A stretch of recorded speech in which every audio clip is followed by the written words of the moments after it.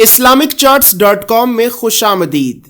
एक मर्तबा हजरत इमाम अली इब्न अबी तालिब मस्जिद कूफा के मिंबर पर खड़े होकर खुतबा दे रहे थे कि खुतबा खत्म होने के बाद एक शख्स खड़ा हुआ और कहने लगा कि ए जनाबे अली इब्न अबी तालिब, मैं आपसे हजरत आदम अलैहिस्सलाम, शैतान और जिन्नात के बारे में कुछ सवालात करना चाहता हूँ। तो हजरत इमाम अली इब्न अबी तालिब ने ये फरमाया कि ए बंदाए खुदा, तुम मुझसे जो भी सवाल करना चाहते हो बेशक वो सवाल करो। तो वो शख्स कहने लगा कि ए जनाबे अली इब्न अबी तालिब, तो फिर मेरा पहला सवाल ये है कि इस सारी कायनात में सबसे पहला काफिर कौन था? आप मुझे उस काफिर का नाम बताएं। मेरा दूसरा सवाल ये है कि आसमानों में शैतान का नाम क्या था?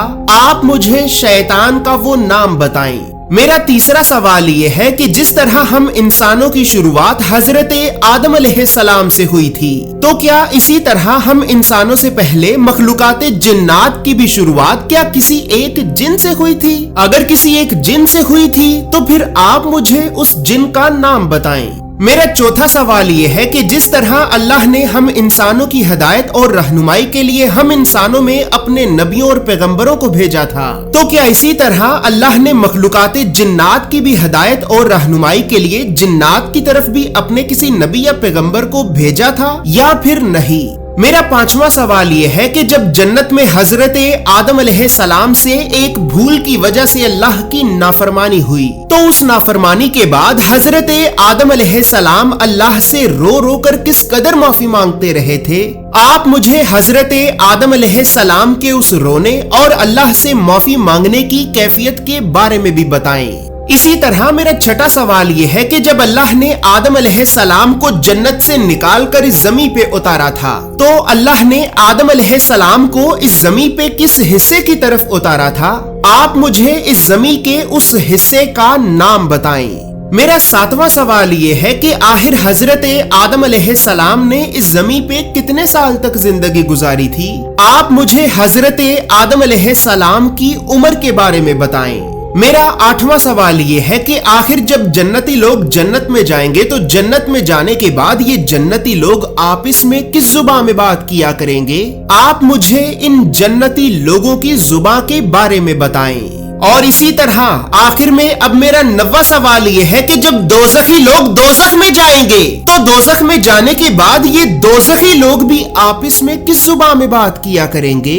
आप मुझे इन दोज़खी लोगों की जुबान के बारे में भी बताएं।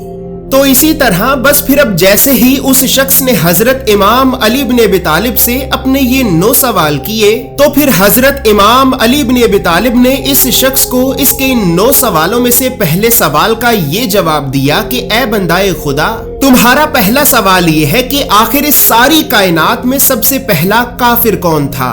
तो ए बंदाए खुदा, सबसे पहले तुम इस बात को जान लो कि काफिर वो होता है कि जो अल्लाह के किसी हुक्म का इनकार करे। लिहाजा इस सारी कायनात में सबसे पहले अल्लाह के हुक्म का इनकार करने वाला शैतान था, क्योंकि जब अल्लाह ने शैतान को यह हुक्म दिया कि वो आदम को सजदा करे, तो शैतान ने तकब्बुर में आकर अल्लाह के इस हुक्म को मानने से इनकार कर दिया। जैसे ही शैतान ने अल्लाह के इस हुक्म को मानने से इनकार किया, तो उसी वक्त ही ये शैतान इस सारी कायनात में सबसे पहला काफिर बन गया था।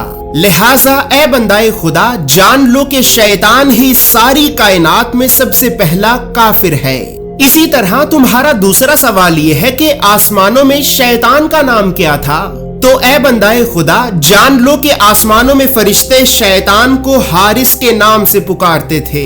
जब शैतान ने अल्लाह के हुक्म को मानने से इनकार किया और आदम को सजदा ना किया, तो उस वक्त शैतान का नाम इब्लीस हो गया। और फिर जब इसने जन्नत में आदम को भटकाकर आदम से अल्लाह की नाफरमानी कराई, तो फिर उस वक्त इसका नाम शैतान हो गया था। इसी तरह तुम्हारा तीसरा सवाल यह है कि जिस तरह हम इंसानों की शुरुआत हजरत आदम अलैहिस्सलाम से हुई थी, तो क्या इसी तरह मखलूकाते जिन्नात की भी शुरुआत क्या किसी एक जिन से हुई थी?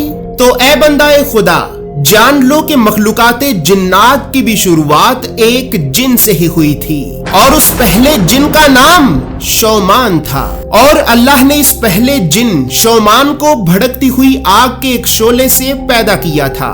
اسی طرح تمہارا چوتھا سوال یہ ہے کہ کیا جنات کی طرف بھی اللہ نے اپنے کسی نبی یا پیغمبر کو بھیجا تھا یا پھر نہیں؟ تو اے بندائے خدا، جان لو کہ اللہ نے مخلوقات جنات کی بھی ہدایت اور رہنمائی کے لیے اپنے نبیوں اور پیغمبروں کو جنات کی طرف بھیجا تھا، اور جنات کی طرف بھیجے گئے ان نبیوں میں سے ایک نبی کا نام حضرت یوسف تھا۔ جب یوسف نے جنات کو اللہ کے دین کی طرف دعوت دینا شروع کی تو دوسرے کافر جنات نے حضرت یوسف کو قتل کر دیا۔ دوستو یہاں پر یہ بات یاد رہے کہ یہ یوسف نبی ہم انسانوں کی طرف بھیجے گئے حضرت یوسف علیہ السلام نہیں ہیں، بلکہ یہ یوسف نبی بذات خود ایک جن تھے۔ اور یاد رہے کہ اللہ نے مخلوقات جنات کی طرف بھی اپنے جن نبیوں اور پیغمبروں کو بھیجا تھا، تو وہ تمام کے تمام نبی اور پیغمبر بھی بذات خود ایک جن تھے۔ اسی وجہ سے ہی اللہ رب العزت اپنے قرآن میں سورہ الاسراء کی آیت نمبر 95 میں یہ ارشاد فرماتا ہے کہ اے میرے حبیب، آپ کہہ دیجئے کہ اگر اس زمین میں انسانوں کی بجائے فرشتے ہوتے تو ہم ضرور ان فرشتوں پر بھی آسمان سے کسی فرشتے کو رسول بنا کر بھیجتے۔ یعنی دوستو، انسانوں کے لیے انسانی وجود میں رسول، جنات کے لیے جنات میں سے رسول، اور اگر اس زمین پہ ہم انسانوں کی بجائے فرشتے ہوتے تو پھر اللہ فرشتوں کے لیے فرشتوں میں سے ہی رسول بنا کر بھیجتا۔ اور دوستو اب یہاں پر ساتھ ہی یہ بات بھی یاد رہے کہ اللہ رب العزت نے مخلوقات جنات کی طرف بھی اپنے نبیوں اور پیغمبروں کو بھیجا تھا، تو اس بات کا ذکر قرآن میں بھی سورہ الانعام کی آیت نمبر 130 میں واضح طور پر موجود ہے۔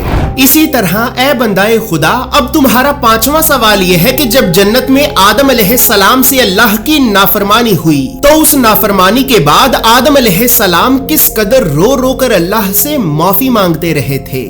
تو اے بندائے خدا، جان لو کہ جنت میں آدم علیہ السلام 100 سال تک رو رو کر اللہ سے معافی مانگتے رہے تھے، اور آدم علیہ السلام جنت میں اس قدر روتے رہے کہ آپ کی ایک آنکھ سے اتنے آنسو نکلے کہ جتنا پانی اس وقت دریائے دجلہ میں موجود ہے، اور دوسری آنکھ سے اتنے آنسو نکلے کہ جتنا پانی اس وقت دریائے فرات میں موجود ہے۔ اسی طرح تمہارا چھٹا سوال یہ ہے کہ جب اللہ نے آدم علیہ السلام کو جنت سے نکال کر اس زمین پہ اتارا تھا تو اللہ نے آدم علیہ السلام کو اس زمین کے کس حصے کی طرف اتارا تھا؟ تو اے بندائے خدا، جان لو کہ اللہ نے آدم علیہ السلام کو اس زمین پہ وادی سرندیپ میں اتارا تھا۔ دوستو یاد رہے کہ وادی سرندیپ موجودہ دور میں شری لنکا میں موجود ہے، اور وہاں پر آج بھی آدم علیہ السلام کے قدم کا نشان موجود ہے۔ اور یاد رہے کہ جب اللہ نے آدم علیہ السلام کو اس زمین پہ اتارا تھا تو اس وقت شری لنکا سرزمین ہندوستان کا ہی ایک حصہ تھا۔ یعنی اگر آسان لفظوں میں کہا جائے تو اللہ رب العزت نے آدم علیہ السلام کو سرزمین ہندوستان کی ایک وادی سرندیپ میں اتارا تھا۔ اسی طرح اے بندائے خدا، تمہارا ساتواں سوال یہ ہے کہ آدم علیہ السلام نے اس زمین پہ کتنے سال تک زندگی گزاری تھی؟ تو اے بندائے خدا، جان لو کہ اللہ کے نبی حضرت آدم علیہ السلام اس زمین پہ 930 سال تک زندہ رہے تھے۔ اسی طرح تمہارا آٹھواں سوال یہ ہے کہ آخر جنت میں جنتی لوگ کس زبان میں بات کیا کریں گے؟ تو اے بندائے خدا، جان لو کہ جنت میں جنتی لوگ عربی زبان میں بات کیا کریں گے۔ اسی وجہ سے ہی اللہ نے بھی اپنے کلام قرآن کو عربی زبان میں نازل کیا ہے، اور پھر اللہ نے اسی عربی زبان میں ہی لکھے ہوئے قرآن کی حفاظت کا ذمہ بھی خود لیا ہے۔ بس پھر اے بندائے خدا، اب آخر میں تمہارا 9واں سوال یہ ہے کہ آخر دوزخ میں دوزخی لوگ بھی کس زبان میں بات کیا کریں گے؟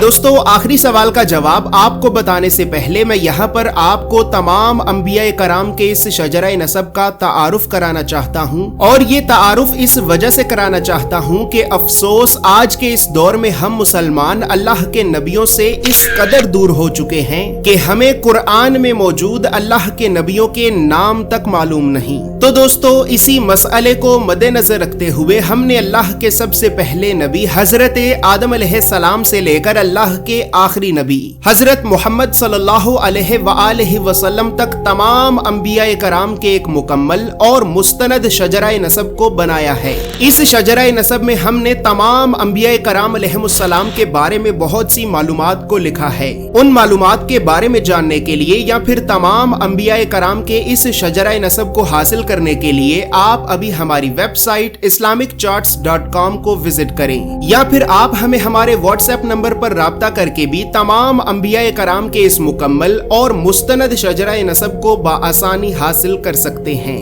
तो इसी तरह बस फिर अब आखिरी सवाल के जवाब में हजरत इमाम अली इब्न अबी तालिब ने उस शख्स से ये फरमाया कि ए बंदाए खुदा, जान लो कि दोज़ख में दोज़खी लोग आग की पूजा करने वाले मजूसियों की जुबान में बात किया करेंगे, और दोज़ख में ये दोज़खी लोग अल्लाह से चीहो पुकार करके मुसलसल माफी की फरियाद करते रहेंगे। लेकिन अफसोस कि इनकी इस चीहो पुकार करके माफी मांगने के बावजूद भी अल्लाह इन्हें माफ नहीं करेगा। अल्लाह इन्हें माफ नहीं करेगा। दोस्तों तमाम अंबिया कराम के मुकम्मल और मुस्तनद शजरा नसब को हासिल करने के लिए आप अभी हमारी वेबसाइट islamiccharts.com को विजिट करें।